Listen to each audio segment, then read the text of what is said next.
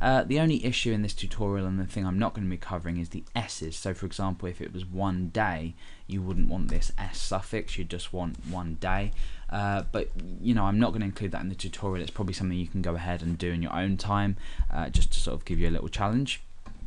So now that we've done this form, we don't really need to touch anything on this main page, because ext.js is going to call the countdown plugin, and it's going to apply it to this countdown div. So let's go ahead, and inside here we want to say document.ready, and remember, this is the file that's just going to be calling our plugin as opposed to actually, you know, performing this functionality. So document, and we're appending the ready handler. Once this is ready, we're going to run everything inside of here, and that is selecting our countdown div using the hash, because we're selecting by ID. We're going to say countdown dot and then countdown. Now countdown is the name of our plugin. For now, I'm not going to specify any options or callback function in here. We're going to do that at each stage of creating our plugin itself. So we'll leave that for just a moment. Now let's go over to countdown.jQuery.js and actually start creating the plugin. Now notice that I've got this included here, and then I've got ext.js included here as well. Just make sure that this one here comes after jQuery, because obviously it needs to take advantage of jQuery. So let's go ahead and start to outline our function. If you've already looked at creating functions, this will be quite, you know, you'll be quite familiar with the code here, but what we're essentially saying is function in brackets entirely with the $sign here. This is just the notation that we're going to be using, and inside these curly brackets, which we're going to bring down, we're going to give a name to our function and create everything to do with it. However, just after here we want to say jQuery, and this allows us to use notation in a different way. For example, $.fn dot and then our function name. So before we would have to use jQuery like this. Here we can just use a $sign. So $.fn, and we want to call our function, remember, countdown. So that's quite basic. We just write countdown. It tells us what we want to do, etc. And what we're going to do is we're not going to supply parentheses. Sorry. What we're going to do is we're going to say equals function. Now everything inside of here will be our plugin code. So at the moment, what I want to go ahead and do is just alert out working.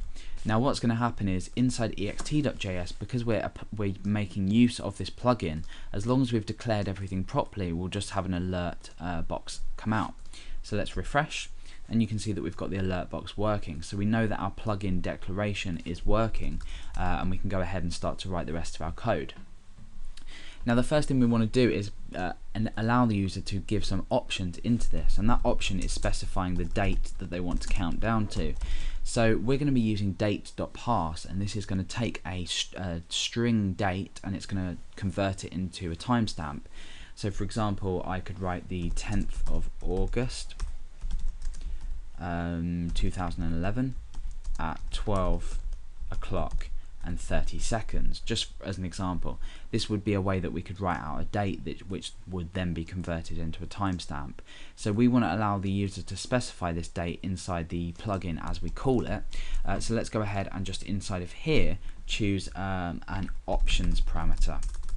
Now we want to go ahead and set a list of settings that we can merge with these options, and this will be an array of default values that we apply to each option that we allow our user to give. So I'm going to create an array called settings, and inside here I'm going to say date, and the default value is going to be null, because I want the user to actually be able to specify a date. I don't want this countdown script to work if we don't specify a date.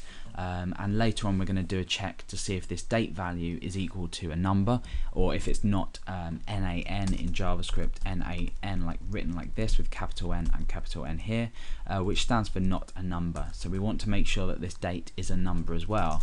However, we'll be handling the validation a bit later. Okay, so now we want to extend these settings into our options, where essentially what we're doing is taking options from the user, and if they do exist, we are merging them with this here. So we'll essentially just be merging the date, this string here, into this value here. So date then equals the right, setting. So we're going to say if options, has the user specified any options at all? So here. And I'm doing all this all in one line, but feel free to bring it down and indent it if you wish. I'll probably go ahead and do that just so it looks a bit better. Then we're going to say $, again using $, as opposed to jQuery, because this is how we set up our function. So $.extend, and we want to choose our array and then the options that we've passed in. So this is settings and options. So we've now extended our settings to our options, and we've merged the value here and replaced this null value here. So now what we can do is access our settings through that array. So down here I'm just going to go ahead and alert our settings, and because we're using an array we need square brackets, and I'm going to say date. So we're getting this value here that's been merged with the options that we passed through. Let's go ahead and refresh, and you can see that we have that string that string date there.